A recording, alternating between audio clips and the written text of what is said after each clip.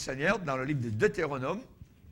Alors, le titre du message est simple, s'intitule « L'épreuve de Moïse ». L'épreuve de Moïse, Deutéronome chapitre 34, et nous allons lire à partir du verset 1er. Deutéronome 34, verset 1er. On va se lever, si vous voulez bien, devant le Seigneur pour lire la parole de Dieu, cette parole merveilleuse et puissante. Et je me propose donc de lire tout le chapitre entièrement, Deutéronome chapitre 34. C'est le dernier chapitre de ce livre.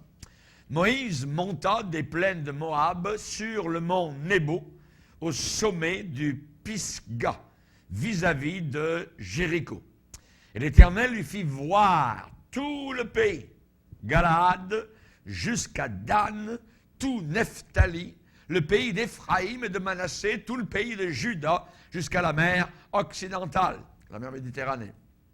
Le Midi, le sud, dans la mer Morte, les environs du Jourdain, la vallée de Jéricho, la ville des palmiers, jusqu'à Tsoar. L'Éternel lui dit, c'est là le pays que j'ai juré de donner à Abraham, à Isaac et à Jacob, en disant, je le donnerai à ta postérité. Je te l'ai fait voir de tes yeux, mais tu n'y entreras pas. Moïse, serviteur de l'Éternel, mourut là, dans le pays de Moab, selon l'ordre de l'Éternel. Et l'Éternel l'enterra dans la vallée, au pays de Moab, vis-à-vis de Beth-Péor.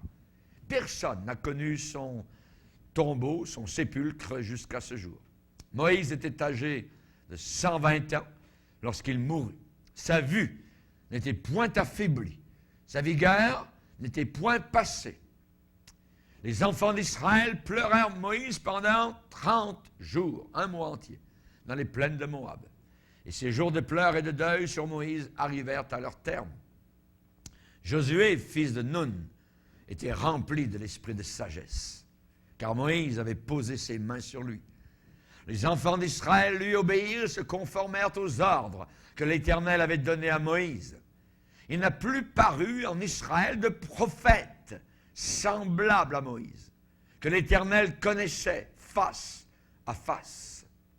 Nul ne peut lui être comparé pour tous les signes et les miracles que Dieu l'envoya faire au pays d'Égypte contre Pharaon, contre ses serviteurs et contre tout son pays, et pour tous les prodiges de terreur que Moïse accomplit à main forte sous les yeux de tout Israël. Amen. Seigneur, nous te bénissons, te glorifions et nous inclinons devant cette parole puissante, Seigneur. Cette parole est comme une épée dont la lame est tranchante. Tout est nu et découvert devant celui à qui nous devons rendre compte. Seigneur, te prions spécialement pour ceux qui passent par des épreuves, par des difficultés, Seigneur. Aide-nous à comprendre qu'avant nous, des milliers, Seigneur, ont passé par des épreuves, des difficultés, par la vallée des larmes, et aujourd'hui sont appelés habitants du ciel. Nous voulons, Seigneur, nous tirer de la graine, tirer du réconfort de leur exemple, et spécialement de celui de notre grand frère, Moïse, qui est un exemple merveilleux pour nous. Aide-nous à comprendre ce que le Saint-Esprit a à nous dire aujourd'hui, par la prédication puissante de ta parole inspirée, au nom de Jésus. Amen. Et tout le peuple dit Amen. Amen. Gloire à Dieu. Vous pouvez vous asseoir. Alléluia. L'épreuve de Moïse. Dieu a fait voir à Moïse le pays promis. Mais, lui a-t-il dit, tu n'y entreras pas. Moïse a vécu toute sa vie pour rentrer dans la terre promise. Et Dieu lui dit, mais tu n'y entreras pas. Regarde-le bien. Il l'emmène sur le sommet, alléluia, du Pisga, le mont Nebo, et il voit d'en haut, donc, tout le pays en face de lui, le pays promis. Mais Dieu lui dit, tu n'y entreras pas. C'est la dernière parole de Dieu à Moïse. Tu n'y entreras pas. Après sa vie héroïque, après son service magnifique, non, lui a dit le Seigneur. Non. Moïse avait demandé à Dieu de passer le Jourdain. qui était la frontière naturelle. Donc, de l'autre côté se trouvait Canaan, la terre promise. Moïse avait demandé, Seigneur, je veux passer le Jourdain avec les enfants d'Israël dans le pays de Canaan. Dieu lui a répondu, tu n'y entreras pas. Lisez avec moi dans Deutéronome 32, spécialement, juste la page précédente, Deutéronome 32, verset 48, ce même jour, l'Éternel parla à Moïse et dit, monte sur cette montagne d'Abarim, sur le mont Nebo, au pays de Moab, vis-à-vis de Jéricho, et regarde le pays de Canaan, que je donne en propriété aux enfants d'Israël. Tu vas mourir sur la montagne. Tu mourras sur la montagne où tu vas monter. Et tu seras recueilli auprès de ton peuple, comme Aaron, ton frère, est mort sur la montagne de Hor et a été recueilli auprès de son peuple. Parce que vous avez péché contre moi. Au milieu des enfants d'Israël, près des eaux de Mériba, Kadès, dans le désert de Tsin, et que vous ne m'avez pas sanctifié au milieu des enfants d'Israël. Tu verras le pays devant toi, mais tu n'entreras point dans le pays que je donne aux enfants d'Israël. À Paris, nous avons marché pas très loin des quais de la Seine, dans un de nos voyages missionnaires avec mon épouse, et en face de l'église des Huguenots, à Paris, il y a une église qui s'appelle l'Oratoire, et il y a là une noble statue du grand héros durant la guerre des religions, un héros protestant, un héros qui se tenait pour la parole de Dieu, qui s'appelait l'amiral de Coligny. Et à la base de sa statue, il est écrit une parole qui est dans la Bible et qui s'adresse spécialement, qui est adressée au sujet de Moïse. Il se montra ferme comme voyant celui qui est invisible. Il se montra ferme comme voyant celui qui est invisible. Cette parole se trouve dans Hébreux, chapitre 11, verset 27. Il y a certaines personnes, certains hommes qui sont gouvernés uniquement par le temporel, par le visible, parce qu'ils voient. Mais Moïse était une de ces grandes âmes qui était gouvernée par l'invisible. Il voyait celui qui était invisible. Et je crois que les trois plus grands hommes que nous pouvons, je dirais, sélectionner dans toute la Bible, Abraham, Moïse, l'apôtre Paul. Ces hommes-là ont influencé fortement. Ils ont été des courants d'influence qui coulaient au travers de leur vie. Et ils ont eu leur place, qu'ils ont occupée dans des périodes très critiques de l'histoire de l'humanité. Et même en dehors de la Bible, dans le monde païen, je dirais, eh bien, l'impression qu'a laissée Moïse est une impression profonde, une impression durable. Jude, l'apôtre Jude dans le Nouveau Testament, juste avant l'Apocalypse, eh bien, Jude nous parle spécialement de Moïse. Il nous parle comment l'archange Michaël contestait avec Satan, le diable. Pourquoi? Eh bien, il contestait avec le diable et lui disputait le corps de Moïse. On ne sait pas exactement qu'est-ce qui s'est passé dans ce domaine-là, mais il y a eu bataille entre Michaël et Satan pour le corps, la dépouille mortelle de Moïse. Pour le ciel et pour le diable, Moïse était d'un grand prix.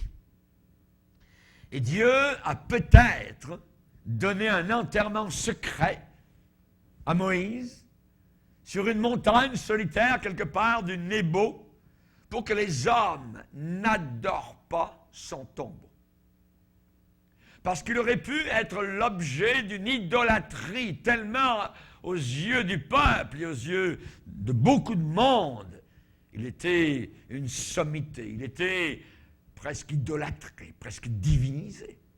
Alors, Dieu l'a enterré. pour que personne ne puisse aller sur son tombeau et recevoir des pouvoirs ou faire de la nécromancie ou quoi que ce soit. Donc, on voit que pour que ce ne soit pas une idolâtrie, il est dit que Dieu lui-même l'a enterré. Personne n'a su où il était enterré. Et jusqu'à aujourd'hui, personne ne sait où Moïse a été enterré. Cependant, la Bible dit que la mort de ceux qui aiment véritablement le Seigneur a un grand prix. Et la mort de Moïse, eh bien, aux yeux de l'Éternel, avait un grand prix. Il y a une merveilleuse, je dirais bien, légende, ok? C'est pas la réalité, c'est une légende juive. Il y a une légende juive qui dit que l'ange de la mort a essayé en vain de prendre, de tirer l'âme de Moïse de son cœur, mais que Dieu est descendu et a sorti lui-même l'âme donc de Moïse avec un baiser. Que Dieu a embrassé l'âme de Moïse. Je crois que s'il y a quelqu'un dans la Bible qui méritait le baiser d'approbation de Dieu, c'était bien Moïse. Essayez d'être le pasteur de 3 millions de personnes en plein désert et qui se rebellent tout le temps et de les avoir sur votre dos pendant 40 ans. C'est un homme éprouvé, un homme, un serviteur de Dieu. La vie entière de Moïse a été une épreuve. Entièrement, voyez. Et pour nous tous, la vie aussi est une épreuve. Une vallée de bas-cas, de pleurs, de difficultés, d'effroi, d'angoisse parfois. Mais Moïse a eu une épreuve, je dirais, suprême. Une épreuve très grande qui lui est arrivée, une épreuve juste à la fin de sa vie, à la toute fin de sa vie.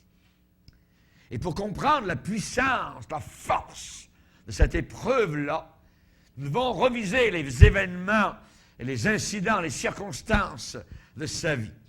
Et ici, nous sommes, je dirais, bénis et fortunés, heureux, contrairement, je dirais, à Élie, à Jérémie, ou à Ésaïe, ou même à l'apôtre Paul, ou à d'autres grands hommes dans la parole de Dieu. Pourquoi? Eh bien, parce qu'on nous permet de suivre la vie terrestre de Moïse, du berceau au tombeau.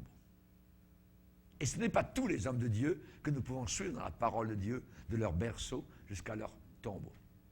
Parfois, nous avons des bribes.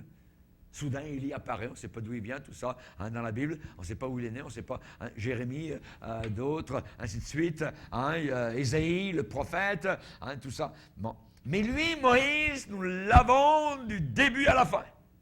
Son berceau, en jonc, à une certaine époque, jusqu'à son tombeau, dans quelques sables, je dirais, du mont Nebo, du Pisgah, ou quelque part. La providence de Dieu, le premier fait que nous avons dans la vie de Moïse, c'est que Dieu a un plan. Il y a une œuvre pour chacun. Et d'une façon frappante, eh bien, on voit le plan de Dieu dans la vie de Moïse. Il y avait en Égypte un pharaon qui ne connaissait pas Joseph. Cet Hébreu, vous vous rappelez, qui est devenu donc un prince d'Égypte, qui est monté sur le trône d'Égypte, qui est du soir au lendemain, est sorti de prison et a été élevé donc à recevoir, je dirais, le niveau royal. Mais la Bible dit que dans Exode, premier chapitre, il s'éleva sur l'Égypte un nouveau roi qui n'avait pas connu Joseph. 400 ans, 4 siècles après que Jacob, voyez, soit descendu en Égypte, sur l'invitation de son fils, qui régnait, Joseph, 4 siècles ont passé, 400 ans. Et cette petite bande d'immigrants qui, au départ, étaient 70 personnes, avait multiplié beaucoup au travers des 4 siècles, jusqu'à devenir une multitude. La Bible déclare que Dieu rendit son peuple très fécond et plus puissant que les Égyptiens.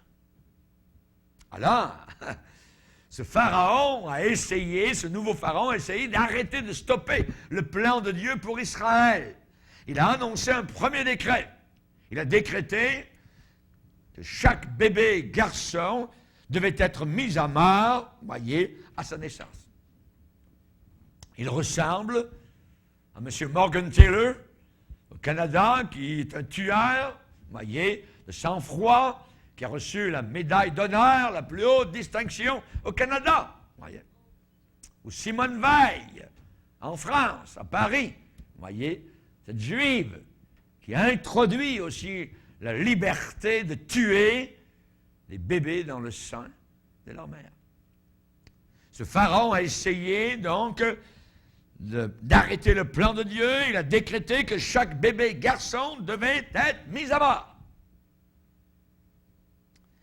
Ce pharaon a espéré réduire la population d'Israël. Mais il a oublié une chose sur laquelle il n'avait pas compté, c'est que les oppresseurs de l'humanité, les ennemis de Dieu, oublient quelque chose dans leur conspiration méchante.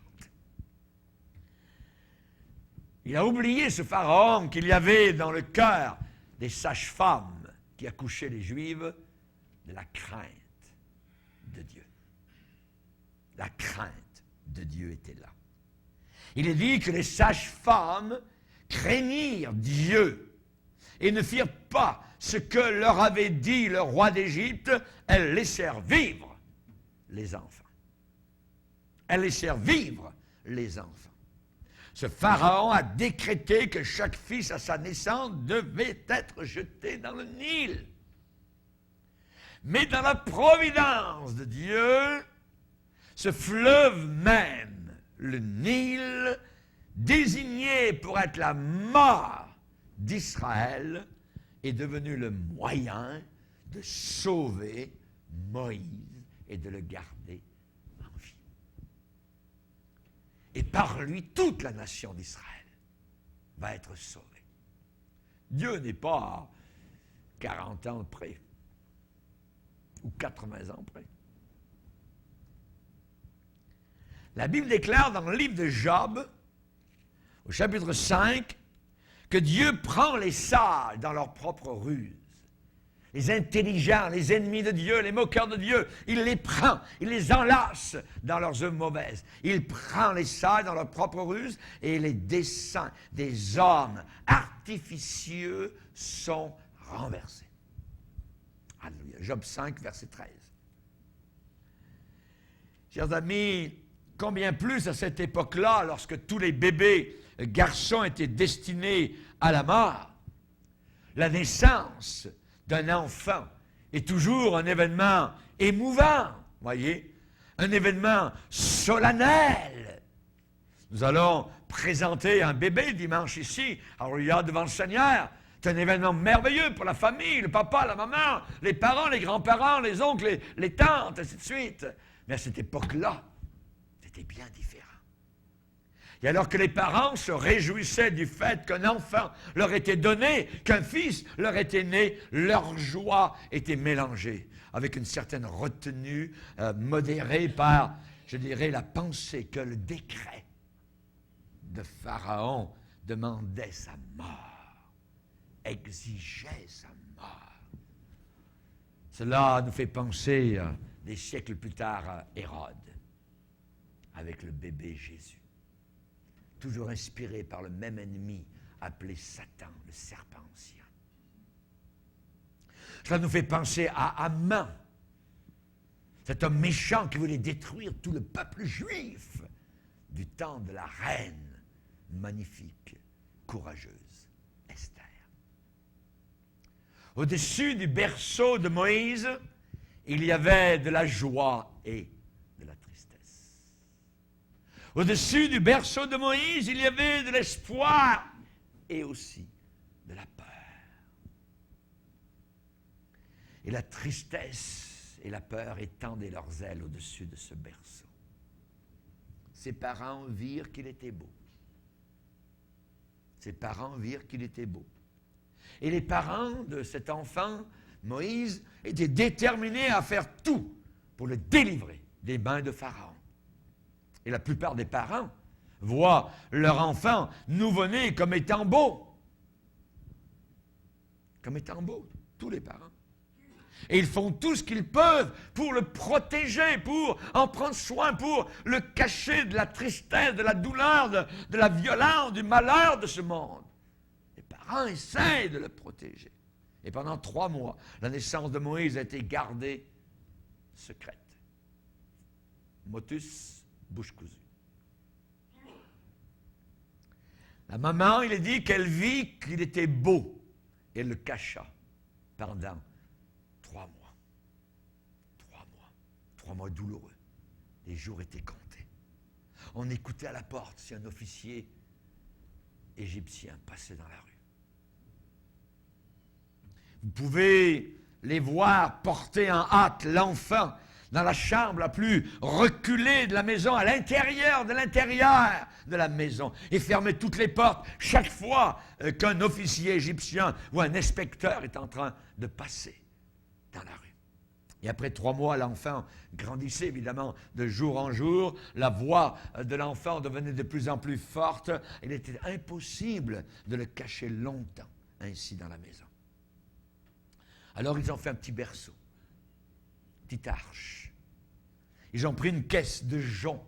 Ils l'ont enduit, une sorte de bitume, une boue de limon, une sorte de pitch, vous voyez, et de la poix, une sorte de matière résineuse, bitumineuse, pour empêcher l'eau, pour rendre étanche, donc waterproof, d'une certaine manière, ce petit berceau. Et ils ont placé l'enfant à l'intérieur. Ils l'ont porté une nuit sur le bord du Nil. Ils ont fait flotter le berceau sur le fleuve, le frêle esquif. Pouvez-vous imaginer les adieux des parents? Les adieux des parents?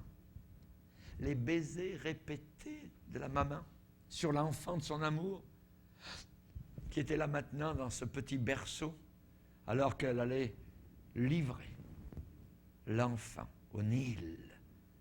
Ce Nil, ce fleuve qui était battu par les queues des animaux qui étaient terribles, et toutes sortes d'animaux sauvages, de crocodiles qui, d'une bouchée, auraient avalé l'enfant. On aurait fait un repas. Les baisers répétés de la maman sur l'enfant de son amour. Fois après fois, ils sont remontés sur les berges du fleuve. Puis, ils sont redescendus vers le berceau pour embrasser l'enfant une fois de plus, jusqu'au moment où Amram, le papa, a averti la maman que maintenant le soleil allait se lever. Il devait absolument s'éloigner. Ils ont laissé la petite sœur du bébé Myriam, comme une sorte de petite sentinelle cachée, là au milieu des buissons et des roseaux proches du fleuve. Un bébé flottant dans un berceau au milieu d'un fleuve puissant avec les roseaux penchés sur lui. Peut-être se pourrait-il qu'un crocodile paresseux aurait un œil dessus et nagerait vers ce petit esquif. Et on sait que les crocodiles battaient le fleuve avec leur queue puissante comme une sorte de baratte où on fait le beurre. Nous avons ici l'incarnation, littéralement, de ce qui semble sans défense et le plus faible dans toute l'humanité. Ce qui est le plus impuissant, le plus abandonné. Et pourtant, cet enfant était en sécurité. Un œil puissant veillait sur l'enfant.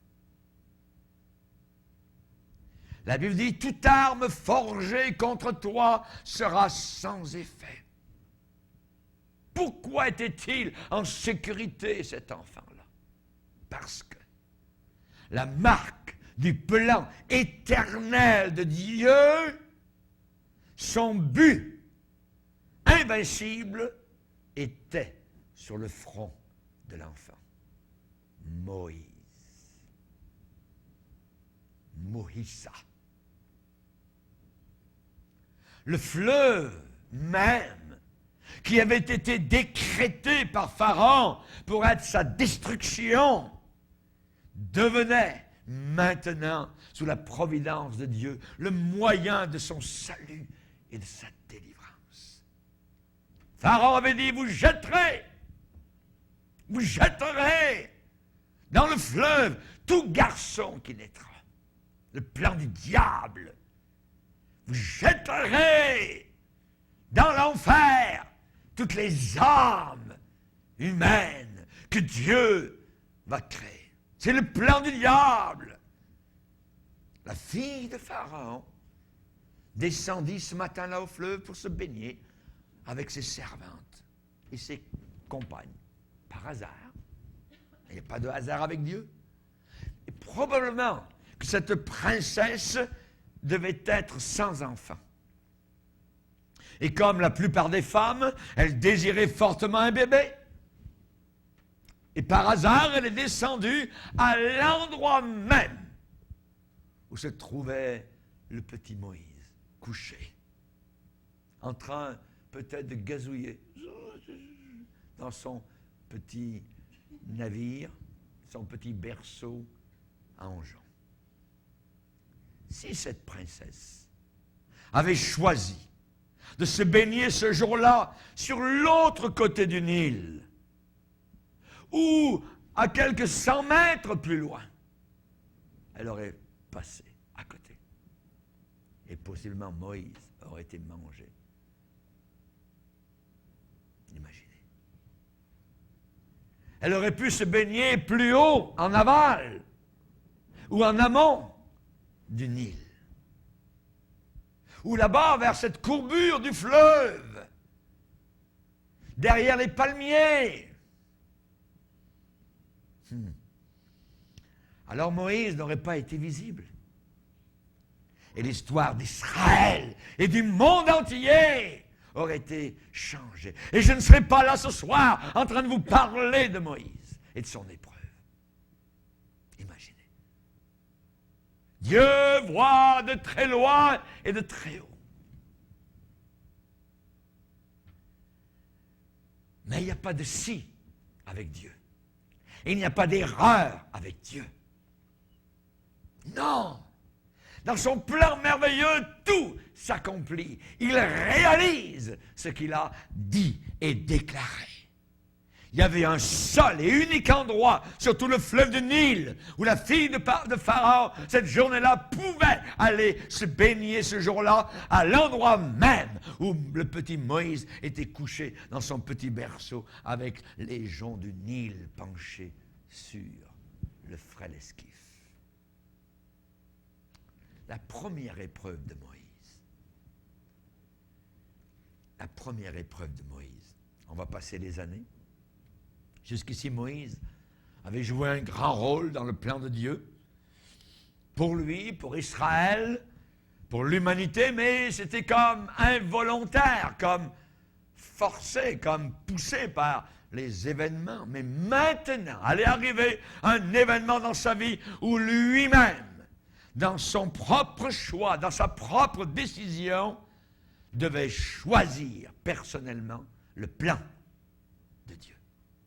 Le plan de Dieu, pour lui-même.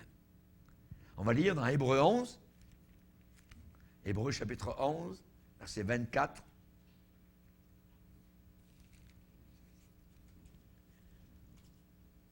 Hébreux 11, on va lire verset 23, et 24 et 24. C'est par la foi que Moïse, à sa naissance, fut caché. La foi de qui? La foi de ses parents.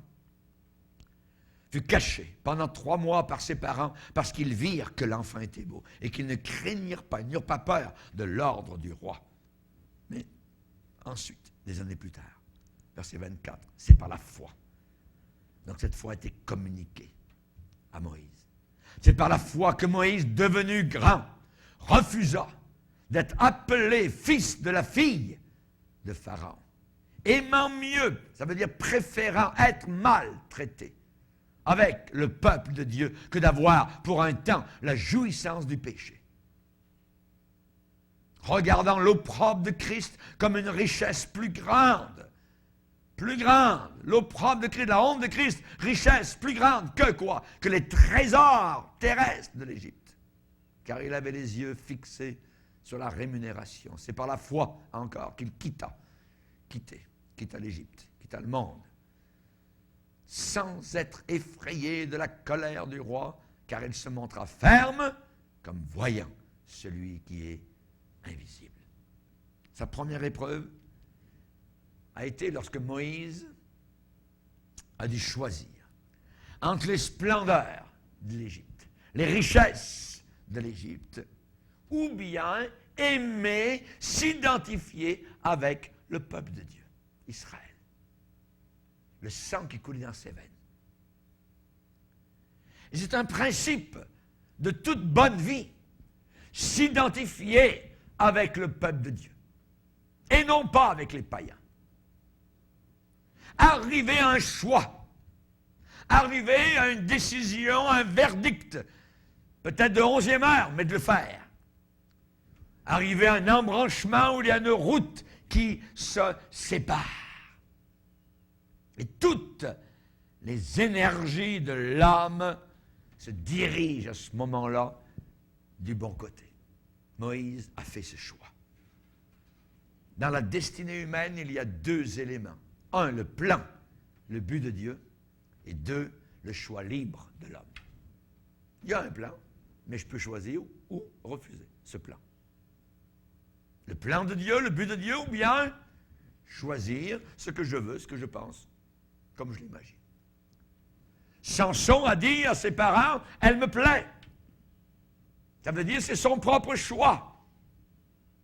Alors que la Bible dit ne pas avoir de relation, je dirais, de s'engager dans le mariage avec un païen ou une païenne. Abraham et Lot, nous l'avons vu dimanche matin passé. Lot a choisi là-bas la vallée, Sodome et Gomorrhe. C'est un choix personnel. J'aurais aimé être dans le palais ce jour-là, quand Moïse a pris cette décision, puisque la Bible déclare qu'il a pris décision. Il refusa d'être appelé fils de la fille de Pharaon. Comment ça s'est passé? Comment ça s'est passé? On peut imaginer Pharaon, un jour sur son trône, avec la couronne sur sa tête, les esclaves qui sont à côté, qui tiennent le dé, qui est au-dessus de lui, qui font de l'air, voyez, qui est très très chaud en Égypte, avec des éventails qui sont parés de bijoux merveilleux. Tout autour de lui, il y a de très hauts dignitaires de l'État. Il va y avoir conférence officielle cette journée-là. Il y a des seigneurs, il y a des principautés, il y a tous les nobles de l'Égypte qui sont présents. Et en bas, dans la grande salle d'audience, dans le palais d'Égypte, dans la capitale spécialement, eh bien, il y a là en bas des soldats très forts et costauds qui tiennent fermement leurs boucliers et leurs lances et se tiennent très droit sur le qui-vive. Comment est le palais? Il y a évidemment des colonnes de porphyre dans ce palais sur lesquelles sont enroulés des serpents dessinés. Il y a aussi ces colonnes sont couronnées en haut d'oiseaux féroces dont les yeux et les griffes brillent de bijoux. Les piliers s'éclatent en fleurs. Vous voyez, il y a des fontaines qui éclaboussent en jaillissant donc au soleil de l'Égypte. Et il y a la belle princesse, la fille de Pharaon, avec toutes ses servantes qui sont là à son service. Moïse maintenant est devenu grand et il est appelé devant le trône. Il a été élevé dans toute la sagesse de l'Égypte, dans toute la richesse de l'Égypte. C'est un prince d'Égypte maintenant. Il est devenu grand, nous dit la Bible. Pharaon demande le silence. Tout le monde écoute. Pharaon lui dit, Moïse, la fin de ma vie approche. Je n'ai aucun fils pour régner après moi. Je suis très content, très fier de toi, Moïse. Tu as été élevé dans toute la science et l'amour de l'Égypte. Mais tu es hébreu. Tu es hébreu. Et si tu renonces à ton peuple pour être appelé fils de la fille de Pharaon, ma propre fille, quand je serai parti, quand je serai dans les Champs-Élysées, quand j'aurai traversé, quand mon tombeau sera rempli de mes biens, et ainsi de suite, que je serai mort, à ce moment-là, eh bien, j'aimerais que toute l'Égypte t'appartienne. Que toute l'Égypte soit à toi. Quand je serai parti, j'aimerais que ce soit toi qui t'assoies sur mon trône. Vous entendez une mouche voler? Cette journée-là, le silence règne dans toute la grande salle du palais royal.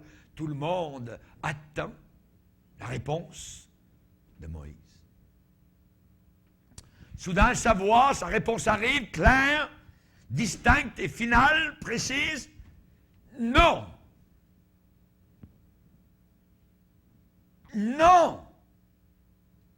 Il prononce à ce moment-là un des plus sublimes noms de toute la Bible. Hébreux 11, c'est pas la fois que Moïse, devenu grand, refusa d'être appelé fils de la fille de Pharaon. Non! Il préfère s'identifier à un peuple d'esclaves depuis 400 ans en Égypte. Supposons que Moïse ait fait l'autre choix. Supposons que Moïse a dit, oui, Père Pharaon. Supposons qu'il ait dit à Pharaon ce jour-là, oui, je vais renoncer. Je vais répudier, désavouer, renier mon peuple. Ces bergers méprisés de Canaan. Alors je serai vraiment fils de la fille du Nil, la fille de Pharaon. Si cela avait été sa réponse, imaginez, peut-être qu'aujourd'hui, un professeur d'archéologie, d'égyptologie, dirait à sa classe, vous savez, le pharaon qui a régné il y a environ 13 siècles avant Jésus-Christ s'appelait de tel nom et il a été suivi par un autre pharaon qui s'appelait Moïse. La momie de Moïse a été récemment découverte dans le tombeau des pharaons sous une des grandes pyramides d'Égypte et il repose maintenant au British Museum à Londres. C'était vraiment un très grand pharaon. Cela aurait été l'histoire et la puissance que Moïse aurait choisie. L'Égypte au lieu d'Israël. Les plaisirs du péché au lieu du royaume de Dieu. Toute l'Égypte, la gloire, les péchés, la sensualité d'Égypte. Et finalement, un cadavre qu'on va voir au British Museum. Oh, c'était un ancien pharaon, Moïse. Jésus a dit que servirait-il à un homme de gagner le monde entier s'il perdait son âme. La Bible dit que Moïse a refusé d'être appelé fils de la fille de Pharaon. Et dans cette heure de très grande épreuve, il a cru dans les grandes promesses sur le futur d'Israël. Il les connaissait, ces promesses qui avaient été données à son ancêtre Abraham. Il est dit qu'il se montra ferme. Il se montra ferme. Ça veut dire qu'il a résisté. Comme voyant celui qui est invisible. Comme voyant celui qui est invisible. Le nom de Moïse va durer pour toujours. Aucune pyramide n'a pu l'ensevelir. C'est Dieu qui l'a enterré. Alléluia. Moïse a agi rapidement sur la décision de son choix. Et un jour, il a vu un Égyptien frapper un Hébreu. Et c'est ce que chaque génération a vu. Toujours quelqu'un qui frappe les Juifs. Depuis que je suis chrétien, je n'ai jamais autant aimé les Juifs. Pourquoi? Parce que ce livre est un livre juif. Parce que le salut nous vient des Juifs. Parce que l'apôtre Paul était juif. Parce que tous les premiers disciples étaient juifs. Et nous avons des racines juives, judéo-chrétiennes, que l'on veut renverser. Et j'aime le peuple juif, même si eux ne reconnaissent pas encore leur Messie. Je leur dois une reconnaissance parce que c'est d'Israël qu'est sorti mon salut. Alléluia. Que Dieu soit béni. Chaque génération a vu qu'un jour quelqu'un frappait les Juifs. La Syrie a frappé les Juifs. Babylone a frappé les Juifs. L'Égypte a frappé les Juifs. Rome a frappé les Juifs. L'Espagne a frappé les Juifs. La Russie a frappé les Juifs. L'Allemagne a frappé les Juifs. Et aujourd'hui, nous voyons cette montée d'antisémitisme. Moi, je ne suis pas un antisémitisme. Je suis un philosémite. Alléluia. J'aime les sémites. J'aime les Juifs. Alléluia. Que Dieu soit glorifié. Attention, ceux qui frappent les Juifs écrivent leur propre épitaphe sur leur tombeau. Ceux qui connaissent la Bible et les grandes promesses, les avertissements sur les Juifs, n'ont aucun doute sur le pourquoi de la Deuxième Guerre mondiale. Hitler avait l'esprit de l'Antéchrist. Hitler était possédé de Satan. C'était haine contre le peuple juif. Le méchant complot d'Hitler contre le peuple de Dieu est une évidence suffisante de son renversement et de ses tourments pour l'éternité en enfer. Le salut nous vient des Juifs, Jean chapitre 4, verset 22. Dans le tonnerre des bombes qui ont éclaté sur l'Allemagne, dans les fracas des obus d'artillerie, que pouvait-on entendre? L'écho de cette parole dite à Abraham il y a des siècles, « Je bénirai ceux qui te béniront, et ceux qui te maudiront seront maudits. » Que le Canada ne maudisse jamais les Juifs, sinon nous serons maudits. Bénissons le peuple d'Israël. Et pour son acte patriotique d'avoir tué un Égyptien qui avait frappé les Hébreux, Moïse est enfui dans le désert. La grande épreuve d'attendre 40 ans. Il est bon d'attendre en silence le secours de l'Éternel. Après sa conversion, Paul a dû attendre 10 ans environ avant que Barnabas ne vienne le chercher. Il l'amène à Antioche. David a dû attendre très longtemps, depuis le jour où il a reçu l'onction dans la ferme à Bethléem jusqu'au jour où il est monté sur le trône d'Israël. Des années. Moïse a dû attendre 40 ans dans le désert avant que son nom soit appelé. Moïse! 40 ans d'attente. Un autre élément de la formation d'un grand homme pour une grande voie, c'est la solitude. La solitude. C'est dans la solitude que Dieu forme ses hommes et ses femmes. La solitude. Comme Jean-Baptiste, Moïse dans le désert, jusqu'à ce qu'arrive l'appel de Dieu. Et après avoir entendu la voix au buisson ardent, Moïse a marché au son de cette voix, à la lumière de cette flamme. Ce buisson sacré ne brûlait pas uniquement pour Moïse.